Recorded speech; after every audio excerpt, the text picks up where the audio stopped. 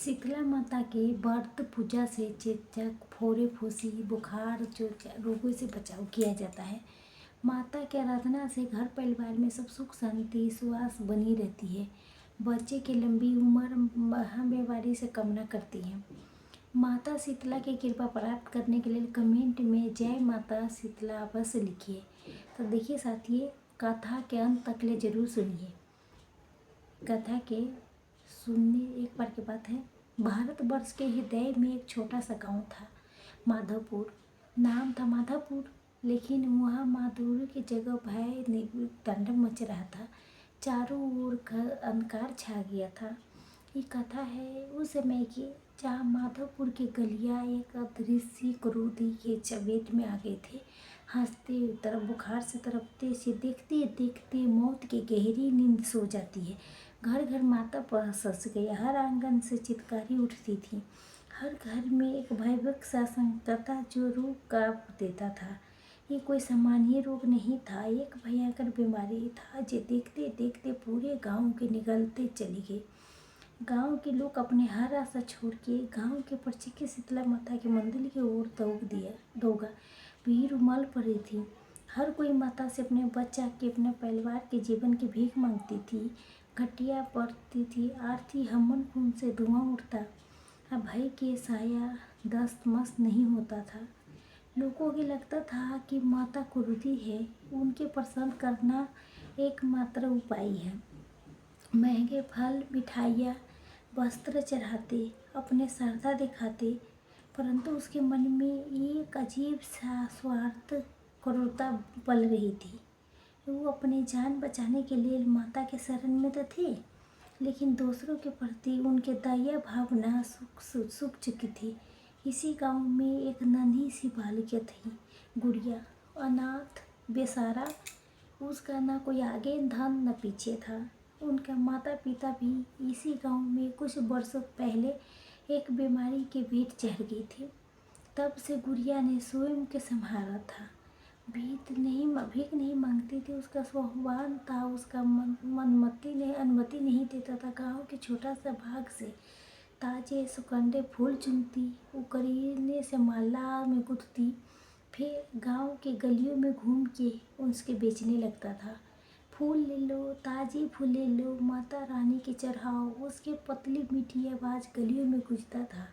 परंतु उसका पहला ग्राहक, उसकी पहली भेंट हमेशा माता शीतला के चरणों में होती थी। चाहे एक भी फूल भी न बिके, चाहे कितना भूखा रहना क्यों न पड़े, मंदिर में सबसे पहले पहुंच के माता के मूर्ति में ताज़ा फूल अवश्य अर्पित करती थी। उसके अतूट शक्ति था। माँ ने उसके सिखाया था कि चाहे कुछ भी हो जाए, अपना आस्था नहीं छोड़ना। ये महाबीमारी उसका जीवन क्या और दुर्भर बना रही थी। लोग फूल नहीं खरीदते थे, उनका मन भय निराशा से भरा था। उन्हें फूलों की सुगंधी नहीं, जीवन के सांस चाहिए थे। जहाँ जा यहाँ से अपनी बीमारी फैलाने आ गई। कोई महिला चीखती, दूर हट जा, काली परछाई हम पर ना पड़े। कोई आदमी उसके डंडे से भगाता जब मंदिर के पास जाकर फूल बेचने की कोशिश करती थी। पुजारी भी छिड़क देता था, हे अभागिन, यहाँ पवित्र स्थान पर कोई शोर मचा रही हो, मंदिर शुद्ध करना है अपने गरीबी से। कभी कभी तो लोग उसके फूलों की टोकरी पर लात मार देते थे। उसके सुंदर ताजे फूल मिट्टी में मिल जाते थे। गुड़िया अपने आंखें पोंछ के उनके कुछ फूल के समेटते, कोने में जाके चुपचाप बैठ जाते थे। उसका छोटा सा हृदय दर्द से भर जाते थे। गरीबी उसका सबसे बड़ा अधिक था, जीना के अधिकार नहीं थे। ठीक उसी समय जब माधवपुर क्रूरता से स्वाद के प्रताप से गुड़िया अपने अकेलापन के सबसे गहरी अथी में थे, तो स्वयं माता शीतला भी पृथ्वीलोक पर वर्मन करने आई थी। उनका हृदय मानव के पेट धसा के देख के पर्वत हो उठा था। वो देखना चाहता था क्यों ना भक्त किस राह पर चल देते हैं, उसके अभी दया है, प्रेम निस्तार भाव बचा है कि नहीं। उसका क्रूर धर्मी ऐसे कैसे हो गया, दया भाव साधन बुद्धि ये सब मानव हृदय से कहीं लुप्त हो गए थे। लोग एक दूसरे की मदद करने से कतराते थे, अपने दुख में इतना डूब गए थे कि दूसरों के कष्ट उसके दिखाई नहीं देता था। माता ने एक सामान्य स्त्री के रूप धारण किया था। माधवपुर के गलियों में घूमने लगी। उन्होंने देखा कि कैसे हर घर से बीमारी के आए निकल रही थी। उन्हें देखा कैसे मंदिर में भीड़ तो उमड़ रही है, लेकिन हर चेहरा भय स्वार से छना हुआ है। तभी उनके दिल से एक कोने में उदास बैठी गुड़िया पर पड़ी। गुड़िया अपने कुचले हुए फूलों के समेट रही थी। उसकी आंखों से गंगा जमुना बह रही थी। उसकी एक बूढ़ी औरत पास से गुजरी या गुड़िया पर थूक दिया, जा जा मनुष्य की सूरत मत देख। इसी के कारण गांव में बीमारी फैली है। गुड़िया ने सिर झुका लिया। उसके छोटी सी आत्मा को अंतर्ज्ञानी बना दिया। माता शीतला ने सब कुछ देख रहा था। उन्होंने देखा कैसे गुड़िया अपने पीछे फूल भी सबसे पहले ऐसे के फूल मंदिर में चढ़ाती थी, तब फूल बेचती थी। गांव के लोग के गलिया पत्थर खाती है। उन्होंने देखा कि कैसे लोग उस पर बच्ची को, जो भीख भी नहीं मांगती, सिर्फ अपने शर्म से जीने के लिए कोशिश करती है मेहनत से, तो मनुष्य कह के सब भगा देता है। उसके नयन से आंसू धारा बहने लगी। हे विधाता, हे माता शीतला, जैसे हृदय से दर्द भरी पुकार के ये लोगों की करतूत देखिए शीतला माता हृदय की प्रगट हो गई है। यही मेरे भक्त है, यही मेरी सृष्टि है, जहाँ एक पवित्र आत्मा को यही प्रताड़ित किया जाता है जो स्वयं के रोक नहीं सकी। गुड़िया के पास गई, उसके धीरे से सहलाया। गुड़िया ने ऊपर देखा। उस स्त्री की आंखों में उसका आशीष करुणा दिखाई दी, जो कहीं और नहीं मिले थे। तब भी ने गांव में बीमारी के प्रकोप बढ़ता ही चला जा गया था। हर दिन कुछ न कुछ मौतें होते थे। हर घर में हाहाकार मचता था। लोग और अंधविश्वासी होते जा रहे थे। वो एक दूसरे पर दोष मारते थे। गुड़िया तो उसके आंखों के सबसे बड़ा कांटा बन चुका था। इसी अनादर के कारण चिल्लाते थे, इसी गांव से निकाल दो, तभी शांति मिलेगी।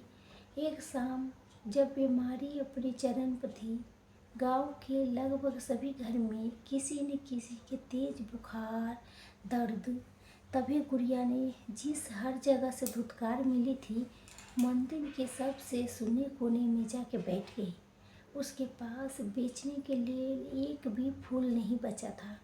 उसके छोटे से शरीर में भूख थकापन ने डेरा डाल दिया था।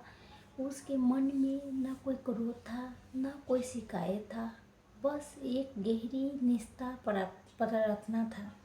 उसने अपनी आंखें मूंद ली, अपने छोटी छोटी होठ फुसफुसाने लगी, हे माता, मुझे देख रही हो।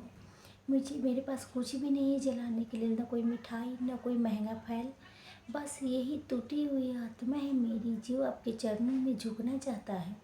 मेरे गांव के लोगों की माफ़ कर देना माता। ये सब डर गए हैं, ये नहीं जानता है क्या कर रहे हैं। ये बीमारी से उन्हें मुक्ति दो माता। उसके बच्चे तड़प रही है, उसके जाए जितना कष्ट मुझे दो, लेकिन मेरे गांव के बचा लो माता। उसके आवाज़ ऐसे फुट फुट के रोना शुरू किया था। उसकी आंखों मिट्टी में समाते जा रहे थे। हर आंसू में एक अटूट विश्वास की चमक थी। अकेली छोटी सी बच्ची अपने सारे पीड़ा भूल के केवल अपने क्रोध गाँव वाला के प्रार्थना कर रही थी। गाँव वाला के बचाने के लिए जान के भीख नहीं मांग रही थी, वो दूसरों के लिए दया की भीख मांग रही थी। गुड़िया के ये प्रार्थना सुन के निष्ठा, त्याग, ये कोई साधारण धुनी नहीं थी। ये शीतला माता के हृदय तक ले पहुँची थी, जो माता को स्वयं अपने भक्तों के क्रूरता देख के आंसू बहा रही थी। गुड़िया के भक्ति देख के उसके हृदय में करुणा बात के सागर उमड़ पड़ा था। उसने निश्चय किया था, बहुत हुआ। उनके भक्तों के सबक सिखाने का समय आ गया था। उस रात सारा गांव बीमारी भय के अंधेरे में डूब रहा के सो रहा था। मंदिर में एक अटूट स्वर्गीय प्रकाश फैल गया।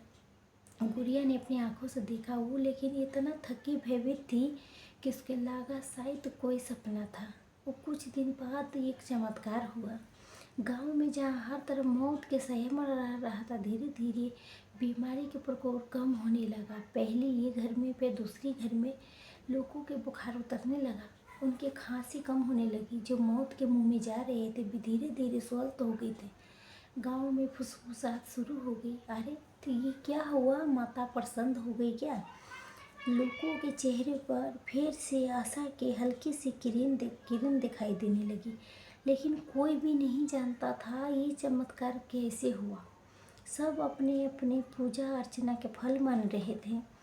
तभी मंदिर में फिर से भीड़ उमड़ पड़ी। फिर आप लोगों के श्रद्धा में एक अजीब सा उतावलापन था। वो अपनी जान बचाने पर माता के धन्यवाद दे रही थी, लेकिन उसके हृदय से अपनी पिछली गलती की बोझ अभी भी दूर था। बीमारी पूरे तरीक़ा से ख़त्म हो गई थी। गांव में फिर से चहल पहल लौट आया। बच्ची फिर गलियों में खेलने लगी। फिर लोग अपने दैनिक कार्य में जुट गए। एक दिन जब गांव के लोग शीतला माता के मंदिर में विशेष पूजा कर रहे थे, तो गांव के सबसे ज्ञानी प्रत्येक पुजारी जी ने, पंडित जी, दीनदयाल जी ने सबको संबोधित किया। उनके वाणी में एक गंभीरता थी, एक ऐसा भाव था कि सब कुछ चौंका दिया। हे ग्रामवासियों, उन्होंने अपने गंभीर आवाज़ में कहा, आज हम सब यहाँ माता के धन्यवाद करने आई हो, तो क्यों इनके हमारे गांव को इस भयानक महामारी से मुक्त किया है। लेकिन कोई जानता है ये चमत्कार कैसे हुआ है? हमारे अधूरी श्रद्धा है, स्वास्थ्य भरी पूजा के फल था। सब लोग चुप हो गए। लेकिन पंडित जी ने अपनी आंखें बंद की, फिर आँख खोली। फिर उसकी दृष्टि गांव के सबसे सोने कोने में बैठी गुड़िया पर पड़ी, जो हमेशा की तरह दूर बैठे अपने फूलों को करीने से लगा रहे थे। पंडित जी ने के चेहरे पर एक ऐसी चमक थी कि पहले कभी नहीं देखे गए थे। उन्होंने गहरी सांस लिया। अब बोले, हे चमत्कार, ये माँ की कृपा हमारे व्रत के महंगी भेंट के फल नहीं है। ये फल है इस गरीब अनाथ बालिका के, जो सच्ची निष्ठावान भक्ति के। ये सुन के पूरे गांव में सन्नाटा सा छा गए। लोग एक दूसरे के मुंह देखने लगा। वही गुड़िया जिसके दिन रात धुतकारते थे, जिस पर थूक फेंकते थे, जिसके फूलों के पैर तले रंग देते थे, वही गुड़िया। पंडित जी की आवाज़ और गंभीर हो गई। मैंने अपनी आँखों से देखा था जब तुम अपने घरों में दूध के स्वार्थ चिल्ला चिल्ला के माता से जान के भीख मांग रहे थे, तभी नन्ही गुड़िया जिसके पास एक दाना भी नहीं था, एक फूल भी नहीं था चढ़ाने के, वो मंदिर के कोने में बैठ के रो रो के अपने पूरे गांव के लिए प्रार्थना कर रही थी। वो अपनी जान नहीं, तुम्हारे बच्चे के जान, तुम्हारे परिवार के जान मांग रही थी। पंडित जी ने गुड़िया की बात उंगली उठाई। यही बालिका है जिसके सच्ची भक्ति ने, जिसके पवित्र आंसू ने माता शीतला के हृदय के अति कर दिया है। उसी के करुण पुकार से माता ने हमारे गांव के इस महाबीमारी से मुक्ति दी है। पूरे गांव में जैसे बिजली जैसे दौड़ गई। लोगों के सिर शर्म से झुक गए। वही लोग थे जिसने इस मासूम बच्चा के पत्थर बरसाए थे। उसके मनहूस कहा था। उनके आंखें आंसू से भर गए। ये आंसू भय के नहीं, पश्चाताप के थे। जब भी उन्होंने तुरंत गुड़िया की ओर देखा, वो अभी भी वहीं बैठी थी, अपने फूलों के ठीक कर रही थी, जैसे किसी बात के था ही नहीं हो। गांव के मुखिया, जिन्होंने गुड़िया के कई बार गांव से निकालने के धमकी दिए थे, सबसे पहले उन आए। आँखों से अबीर आंसू धारा बहने लगी। वो धीरे धीरे गुड़िया के पास पहुंची। उनके पीछे पूरा गांव था। फिर मुखिया जी ने हाथ जोड़े, फिर गुड़िया के चरणों में झुक गया। फिर हमें क्षमा कर दे बेटी, माफ़ कर दे। हम सब अंधे हो गए थे। हम अपने स्वार्थ के लिए इतना डूब गए थे कि तेरा पवित्रता के पहचान ही नहीं पाया। एक एक करके गांव के सभी लोग गुड़िया के पास आए। किसी ने हाथ जोड़े, किसी ने उसके सिर पर हाथ रखा, किसी ने कई ने तो उसके पैरों पर गिर के माफ़ी भी मांगा। गुड़िया सभी चीज़ से अनजान थे। पहले तो घबरा गई, फिर ये लोगों की आंखों में सच्चाई पछताप देखा था। तो उसके छोटे से हृदय में करुणा उमड़ पड़ गई। उसने किसी के डांटा ही नहीं, किसी के तिरस्कार नहीं किया, बस अपनी मीठी आवाज़ में बोली, उठो काका, उठो माँ, मुझे माफ़ करने की क्या बात है, हम सब एक ही गांव के तो हो।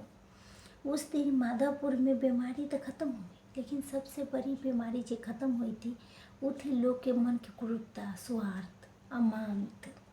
गुड़िया जो कभी अनाथ थी अब पूरे गांव की सबसे प्रिय बेटी बन गई। भर घर में उसका सामान मिलता था, हर कोई इसके अपने बच्चे की तरह प्यार करता। गांव के लोगों ने अपने पुराने गलती से सीखा था, सच्ची भक्ति महंगे चढ़ाव में होती है, नहीं दिखावे में।